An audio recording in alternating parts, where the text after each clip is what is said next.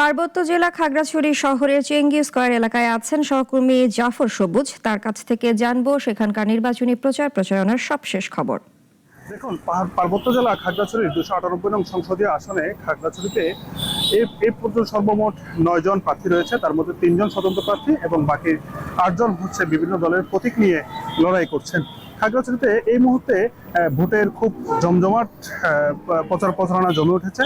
তো খাগড়াছড়ির যে প্রার্থীরা রয়েছেন তাদের মধ্যে বাংলাদেশ জাতীয়তাবাদী দল বিএনপির মনোনীত প্রার্থী আব্দুল ওয়াদুদ ভূঁইয়া ও বাংলাদেশ জামাতে ইসলামের মনোনীত প্রার্থী অ্যাডভোকেট ইয়াকুব আলী চৌধুরী, এই দুজনকেই বিভিন্ন পাড়ায় মহল্লায় গিয়ে পথসভা করতে দেখা গেলেও বাকি অন্য যে 9 জন প্রার্থী রয়েছে তাদেরকে কাউকে পথসভা বা কোনো প্রচার প্রচারণায় দেখা মেলেনি।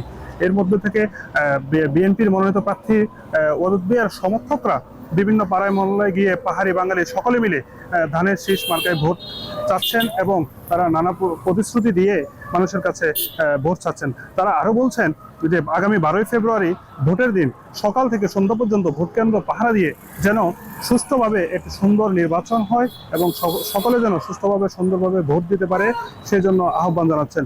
এবং তারা বলছেন সকলে মিলে ভোট কেন্দ্রে গিয়ে তাদের পছন্দের প্রার্থীকে ভোট দিয়ে যেন জয়যুক্ত করতে পারেন সেই আশ্বাসও তারা দিচ্ছেন। অপরদিকে জামাতে ইসলামের মনোনীত প্রার্থীর সমর্থকরা তারাও তাদের মতো করে বিভিন্ন পাড়ায় মহল্লায় গিয়ে তারা প্রচার প্রচারণা চালাচ্ছেন।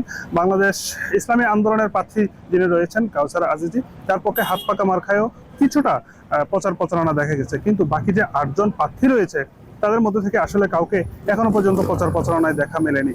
তবে তারা ফেসবুকে কিছুটা হলে বিভিন্ন পেজের মাধ্যমে তারা তাদের প্রচার প্রচারণা চালাচ্ছে বলে দেখা গেছে, কিন্তু তাদের সরব উপস্থিতি বা তাদের সমর্থকরা কেউ আসলে পথসভা বা কোনো পাড়ায় মহল্লায় গিয়ে প্রচার প্রচারণা করতে এখনো পর্যন্ত দেখা মেলেনি।